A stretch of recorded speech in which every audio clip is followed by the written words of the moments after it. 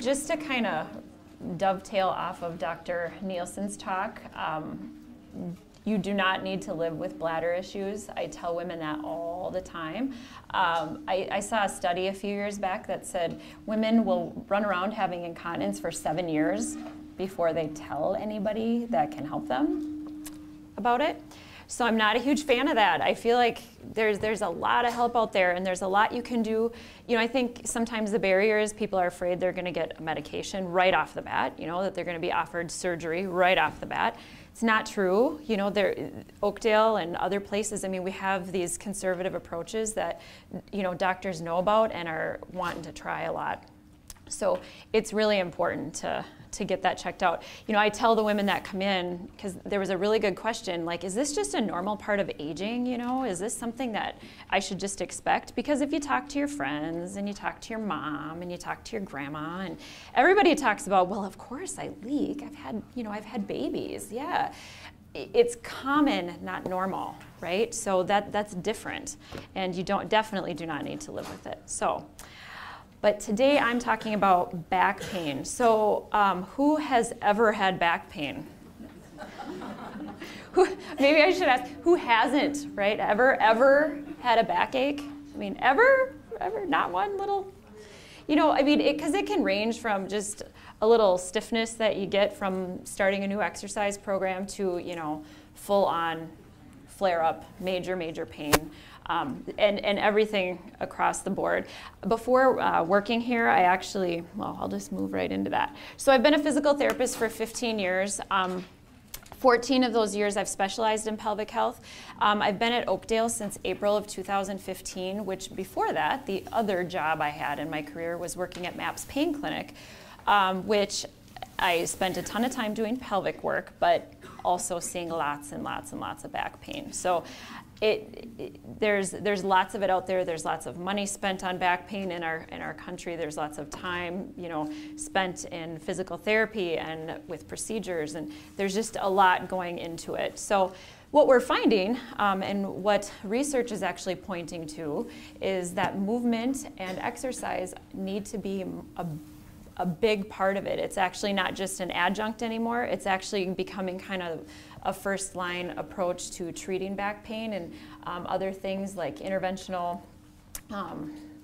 procedures like injections and things like that. While they can be helpful in surgeries and that kind of thing, it's not the first line. You know, they aren't doing the MRI and sending you to surgery right away. Even if they do an MRI and find something, you know, like a disc issue or something, they're still sending you to therapy because movement is super important, just across the board. So that's what I hope you leave here with today, is you understand this thing is humming.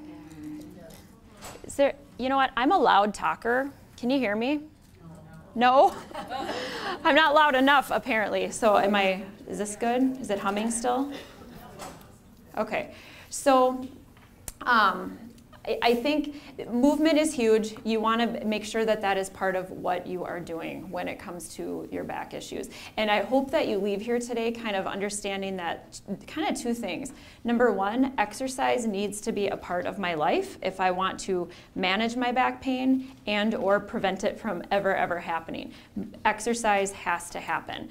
Number two, postural kind of behavioral changes or modifications and education needs to happen in order to kind of manage and or avoid back pain as well. So that's going to be the theme. I'm with Dr. Nielsen. You can watch my slides and write down anything that you want, but it really, walk out of here just knowing you have to exercise and you need to be conscious of the positions that you're taking on throughout the day. Okay, so that's going to be the theme.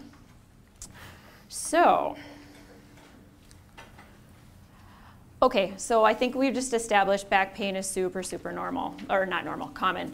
25% of all Americans have back pain right this minute, okay? 80% will have it in their life, and I really feel like that is even good.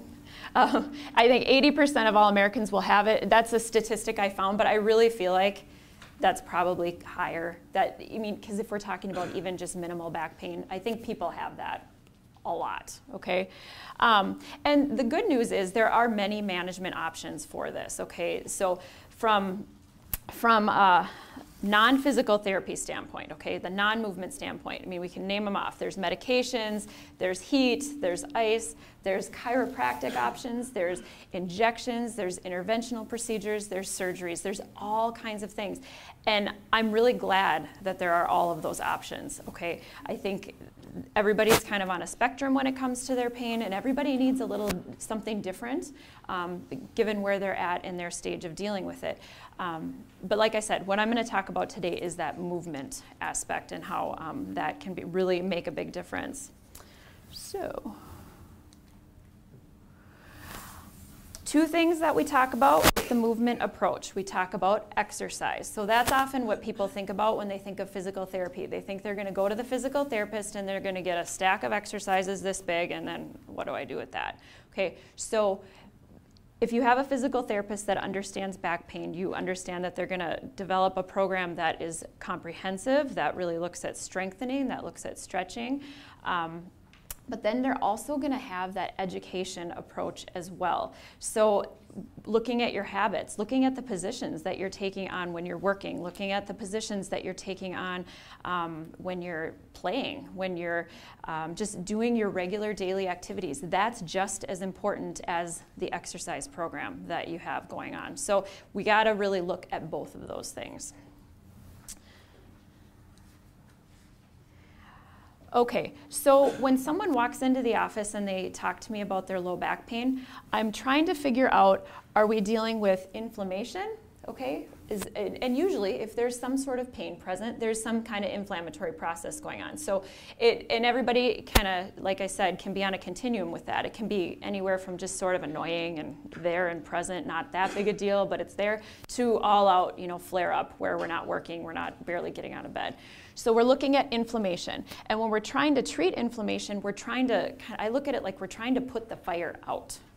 Okay, and there's a bunch of different ways to do that, including the stuff that I just mentioned. Sometimes an injection can help put the fire out, Sometimes medication can help put the fire out. Sometimes it's a surgery that has to be done to help put the fire out.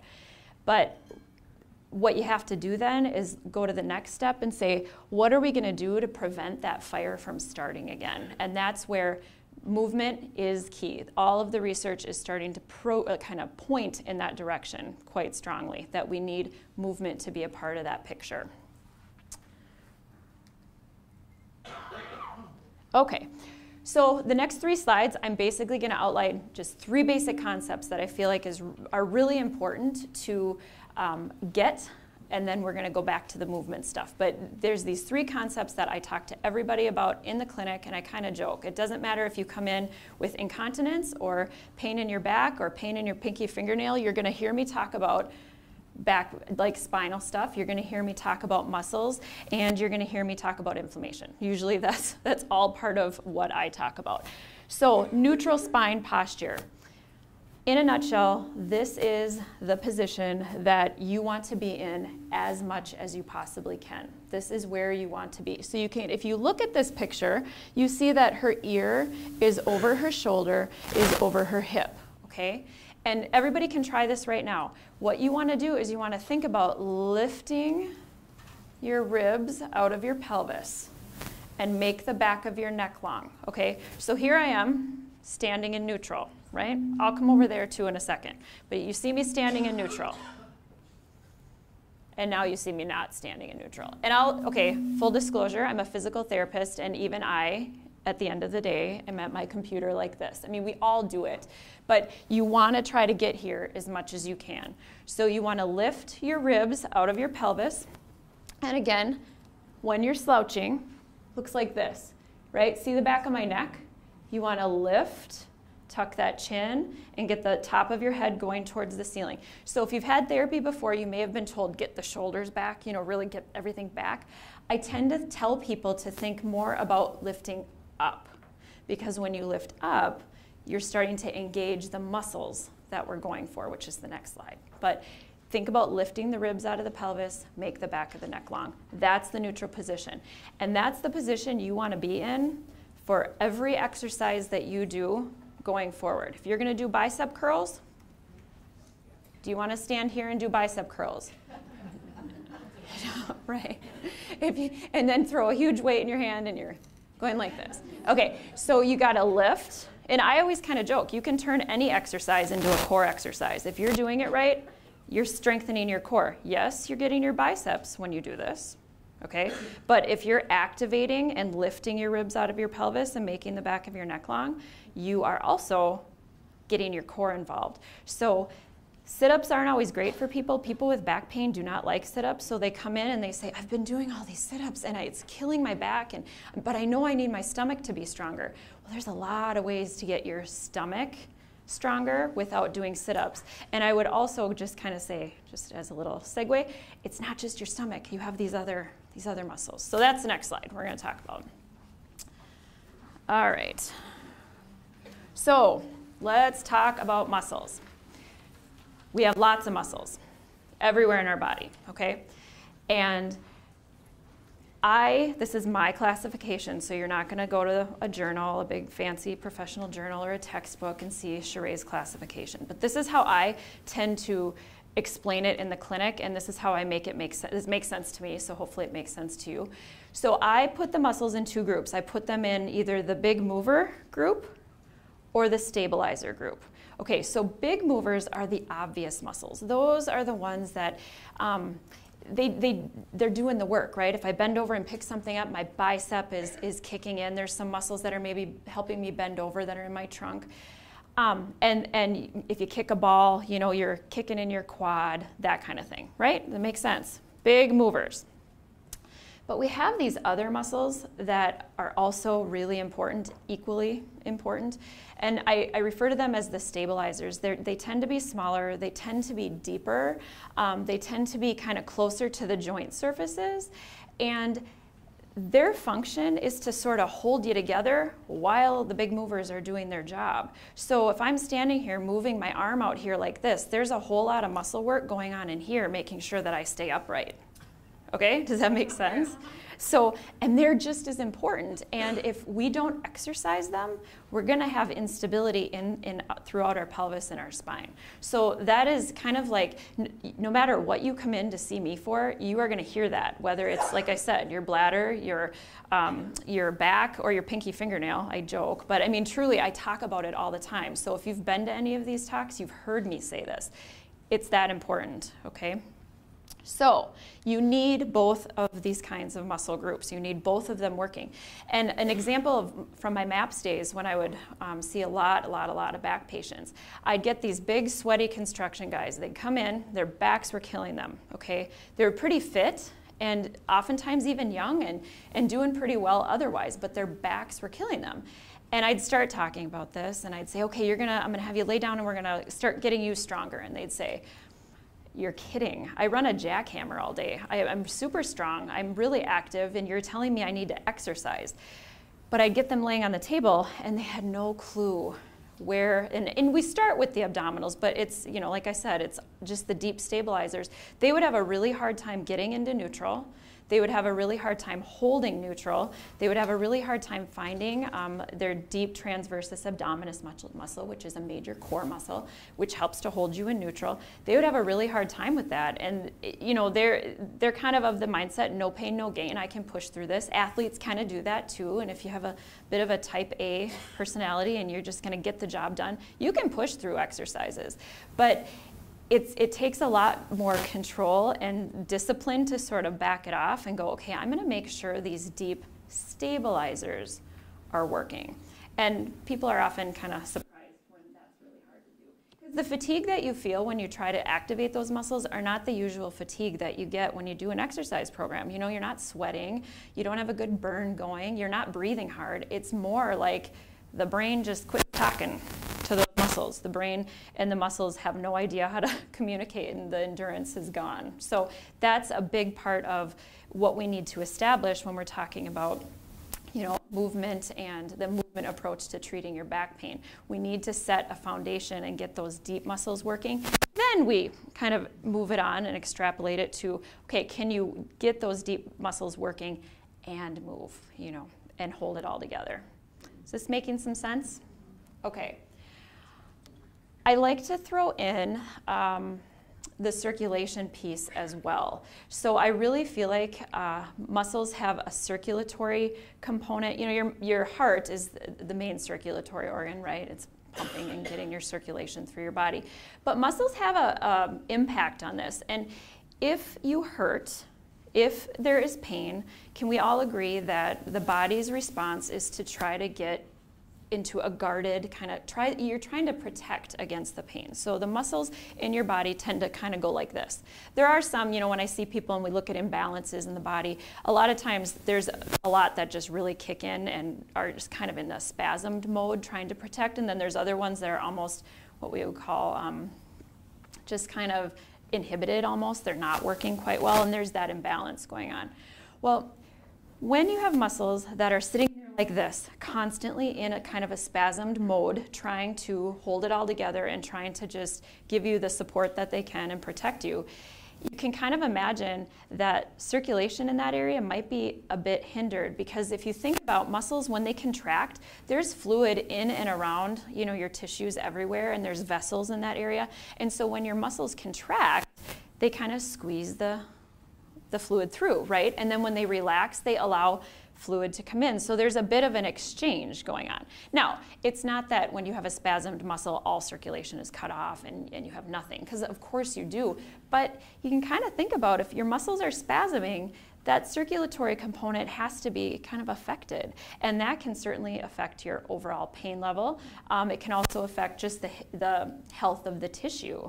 So really kind of thinking about that contracting and relaxing and getting those muscles to work properly is just really important with regard to not only just the support and structure of your body, but also for the circulation and health of the tissue.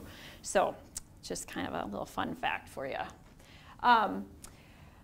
This is the third slide, just to kind of give you that background. Inflammation. If you're hurting, we can kind of assume there's likely some sort of inflammatory process going on, and that kind of happens at a cellular level, and it's something I learned about a long, long time ago, so I don't go that deep. But from a kind of functional standpoint and what I look at in the office, we look at, okay, you come in, you have pain, so you have some inflammation going on. We can agree, right, that if you have some inflammation, the body wants to try to protect and guard against that, so we get some muscle spasm, okay? Muscle spasming, as we just talked about, can alter your circulation. Altered circulation can lead to tissue changes and contribute to the pain process. Tissue changes and pain keep the inflammation going. So it's this vicious cycle. And we have to break into that somehow. And like I said, I mentioned a bunch of things early on in this talk that, you know, medications, there's injections, there's all kinds of things that we're doing out there to try to break into that inflammatory process. That's the whole point. And one of the things that can be a part of that is movement, trying to activate the muscles, getting you into the proper neutral positioning, getting the muscles to kind of contract and relax properly can be a part of breaking into that inflammatory process. Make sense? Okay. So, kind of the question at the bottom of my slide, so how did this whole thing even start in the first place? You know, how did you get into the inflammatory process?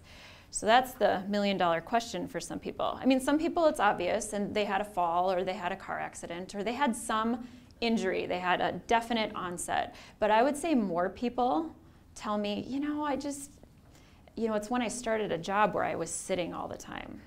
Or, you know, I've always kind of had back pain. Even when I was a teenager, my back would go out, but it didn't last that long. But over the years, what's happened is my back goes out more often, and I call that a flare-up. So then you get a flare-up, and my flare-ups don't go away as quickly as they used to. And it's kind of a ongoing pattern that increases for people a lot of times.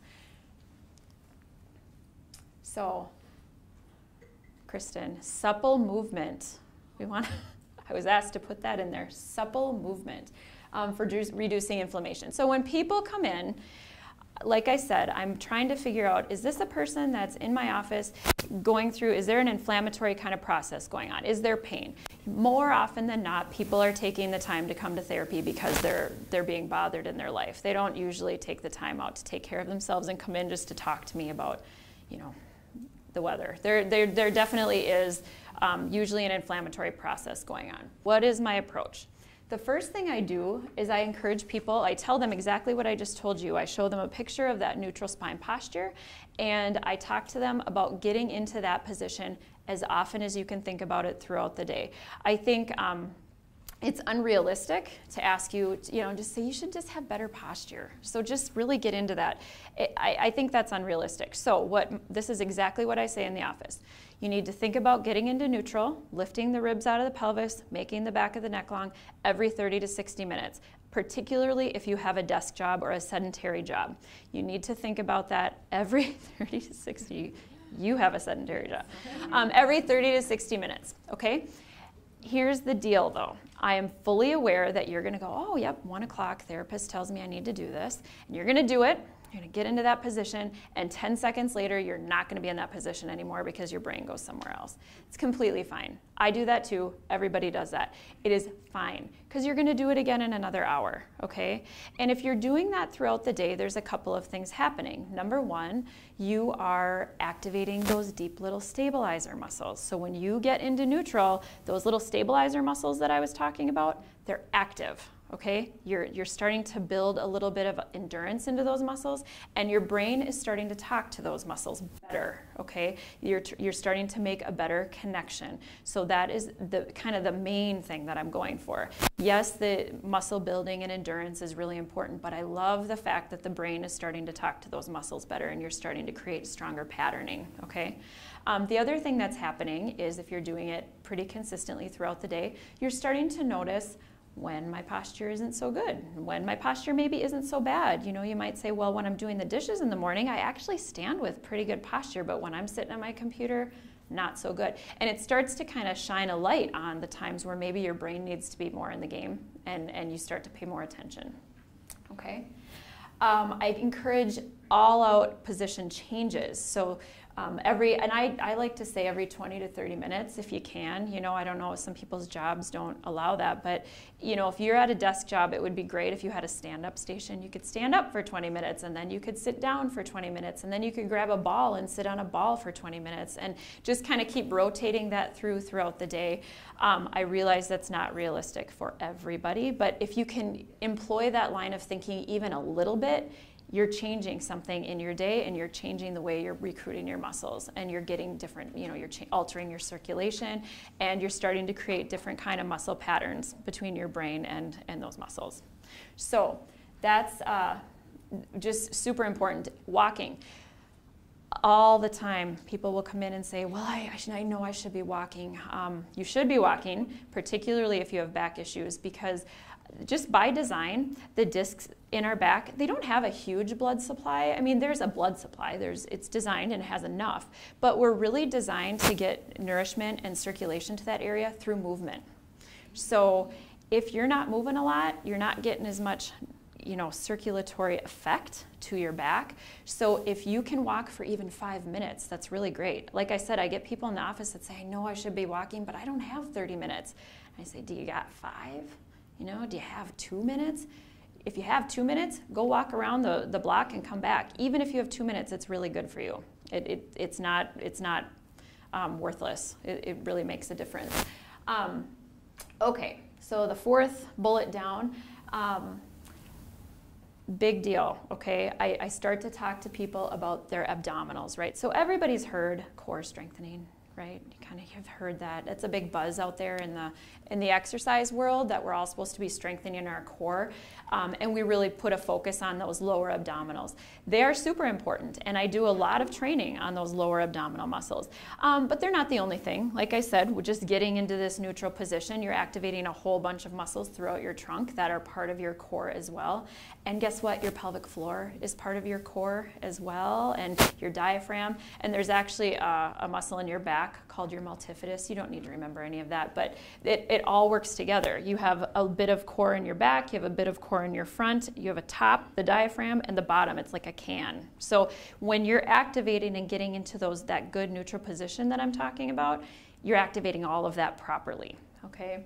But initiating that abdominal brace is really important, and that's where we start. And if you can't do that, we really have no business moving on to things like bridging and plank and you know, anything else. And a lot of times people are kind of going to their classes, and the first line of class or video, you know, on the video, the exercises that pop up, the first thing they're doing is sit-ups, and then they're bridging, and then they're getting into the plank position. And if you have no idea how to tighten your core muscles, that transversus abdominis, then we're already too far ahead. We want to make sure that that is secure first. And oftentimes, you know, if you can get to the point where you can hold that for 10 seconds, 10 times in a row, that's kind of my place that I try to get people to before we move on. Then I add a little march. You know, you're laying there and you're marching, I add a little arm movement. I don't move on to plank, right? Plank is down the road. I don't add a leg lift. I just add a little tiny bit. And the idea is you're getting endurance into that lower abdominal area and then move on from there. I get people, you know, they come in a lot and they're like, well, you know, I want to be able to do this class, you know, and maybe they just had a baby, or maybe they just had surgery, or maybe they had a baby 25 years ago and they never figured out how to use their abdominals. I mean, I see that a lot, and it's never too late. So I say, well, you can't skip from ground zero, which is where you're at after surgery, where you're at after a baby, where you're at after maybe being sedentary for a long time. You cannot start at ground zero and expect to go to step 20, you know. You gotta go through all the steps, and you can't skip steps. You know, you can't go from 5 to 10 to 15 to 20 or 0 to 10 to 20. You have to go through each step. Now, people will go through the steps quicker than others. You know, some people take a little longer to get up to 20. Some people, you know, gets there really fast. So, but the point is, you need to start at ground zero and really learn how to get into neutral first, get your abdominals tightening, and then do the basic exercises. Once those basic exercises are good, then we move on to the next kind of tier of exercises, and eventually you'll be up to that plank again, okay? All right, and the other thing that I do when we're talking about inflammation is we try to initiate some really basic stretching. So really quickly on stretching. Stretching should feel good. It should not hurt. The old gym teacher who would say, grab your toes, or, you know, pull your leg and pull as hard as you can and count to 10. There's just nothing about that that's really supported in the research at all. What is supported is a low intensity, high duration stretch. So let's talk about what that means. Low intensity means you go to the place where it hurts so good. Like it feels so good to sit there, and you feel like you could sit there all day long. The kicker is you do kind of have to sit there all day long. I mean, not all day, but 60 seconds, which can feel like a really long time when you're used to counting to 10 and being done with it. So the research really shows to get tissue change with stretching is you want to try to work up to that 60-second mark. If I have a person in the office who has not been doing much and they're kind of new to an exercise program, we start with 20 to 30 seconds. I mean, we want to be nice to and kind to your body, but knowing that the goal is to get so you can hold for 60 seconds. And just kind of a basic rule, with stretching, if you can't hold it for a good length of time, it's probably, your position is probably too hard for you. Just back it off, make it easier. Okay, so we're kind of getting into that prevention side of things. We're still talking about exercise, but you know, we talked about inflammation. People come in with inflammation. Sometimes people come in, there's a, you know, rare, but it does happen where people will say, you know, I just feel like I'm weak. You know, I don't have a whole lot of pain issues, but I do feel like I just need some assistance, and I want to get your help in moving into an exercise program safely. If a patient comes in with inflammation, we go through the kind of anti-inflammation work. We're trying to get rid of that. But then they get to this point too where, okay, we got the fire out. What are we going to do to sort of prevent the fire from coming back again? And exercise obviously is a big part of that. When I think about exercise, I think about, are we looking at full body movement and full body exercise, or are we looking at isolating? So what does that mean? So for an example, if I have somebody that comes in for a knee issue, and yes, you know, they probably have weak quads and weak hamstrings, and we need to balance that out. So I have them do specific quadricep and hamstring exercises, but then we need to get them up and using their full body to put that kind of isolating work to work in a full body movement. Does that make sense? I struggle with explaining that. I'm going to be really honest. I've been doing this for 15 years, and that concept is still one that is, you've got to kind of look at the isolated muscle, You do want that. You want the brain talking to that muscle, but then that muscle needs to be able to work in a pattern with everything else. So when we're talking about like the low back, yep, we're going to get your core going. And by core, you know, for most people, that means these lower abdominals. But then laying on the table, tightening this muscle is one thing, but then you need to be able to get up, and how do these muscles, how are they incorporated when you try to use your hip and your low back and your, knees at the same time? This all has to work together. So the exercise program has to have some isolating components to get the brain to talk to these areas that maybe aren't working so well, but then we got to get you up and you need to be doing that full body work. Make sense? Okay. Okay. Lift with your legs, not with your back. That's hugely important, and you hear that all the time, but we really need to talk about what that means. Because when we bend with back pain, right, everybody if you've heard this, you don't want to bend with your back, or you don't want to lift with your back. So what we're talking about is essentially, where is the pivot point in your body when you're doing these lifting activities? If you're bending at your waist, the pivot point is in the lumbar spine. You see that? Kind of get that idea? And that puts a lot of pressure on your back. So if you bend over, this is a really vulnerable position for your spine. If you add a twist, that's even more vulnerable. And think about what we do when we shovel. Okay, so we have that shovel, and we bend, we twist, and then we have a big lever with a bunch of snow on the end of it. So it's a really vulnerable position. So you need to think about where the pivot point is. So when we're talking about lifting with your legs, really what we're talking about is hip hinging at the hip.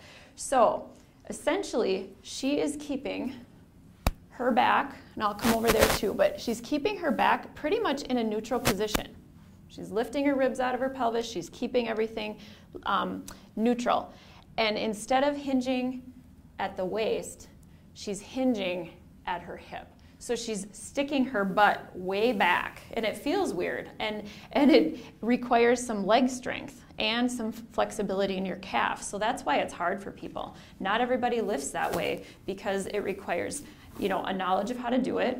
It requires leg strength, and it requires some calf flexibility here. So her back is in neutral, and she's hinging right here rather than in that lumbar spine. Okay, so that is something that it's important to understand how to do, but then you got to have the muscle ability, the muscle strength and the flexibility to do that too.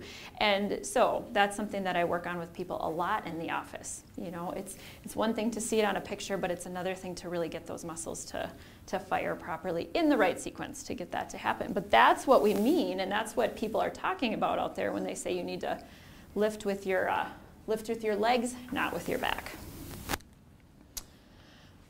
Okay, this is the other stuff that just you really want to think about when you're doing things in your daily life. So we've kind of talked about exercises, and not specific yet, but there are some at the back of your packet. You'll see I just kind of put a couple of my favorites in terms of exercise, but this is just stuff to think about in your daily life. You want to maintain your neutral posture with functional activity as much as you can. This whole lift your ribs out of your pelvis, make the back of your neck long as much as you can. You can do that by staying squared up to the task that you're performing or whatever it is that you're doing in front of you. Rather than having it over here, put it in front of you and put it close to you.